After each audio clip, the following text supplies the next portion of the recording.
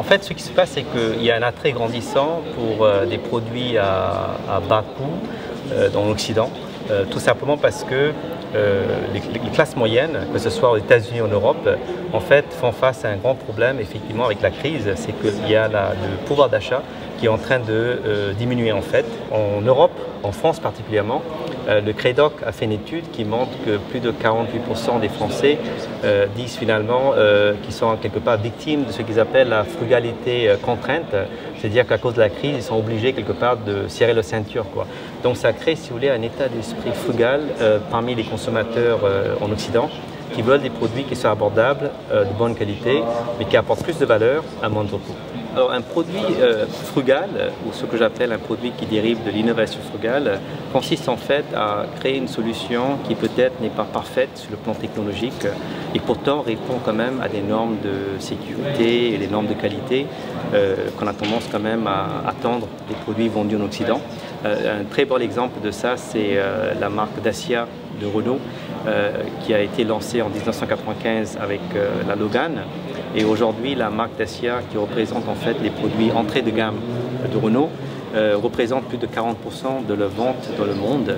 Et ce sont des voitures finalement qui sont conçues quand même avec des normes et des standards quand même de très haut niveau. Et pourtant, l'idée, c'est de les concevoir d'une façon tout à fait simplifiée, avec moins de composants, moins de composants électroniques particulièrement, pour qu'elles puissent être un peu plus abordables que les produits haut de gamme, et en même temps être en fait de bonne qualité. Donc ce qu'on voit maintenant, c'est que les grandes marques sont obligées quelque part de concevoir ce genre de produits qui sont abordables sans pour autant compromettre la qualité. Et on va voir ça à la fois dans les produits de consommation, que ce soit voiture ou des biens durables, mais aussi dans le domaine de finance, dans le domaine de l'éducation et même dans le domaine de l'énergie dans les années à venir. L'innovation de demain, en fait, doit avoir deux valeurs importantes.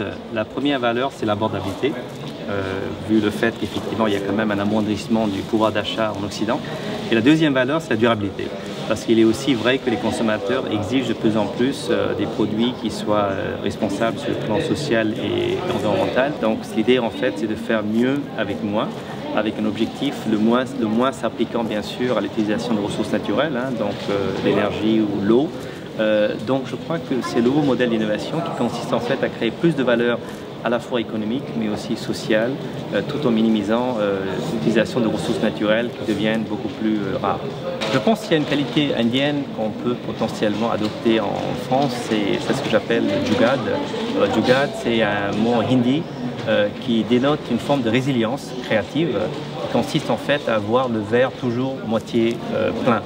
Et en France, étant français moi-même, je sais qu'on est un grand pays de râleurs, on voit toujours le verre moitié vide et je pense que ce serait bien qu'on s'inspire un petit peu de cet état d'esprit de Jugad pour justement quelque part trouver cet optimisme, cette audacité quelque part à faire mieux avec moins de ressources qu'on a et non pas juste plaindre le fait qu'effectivement on a moins de ressources.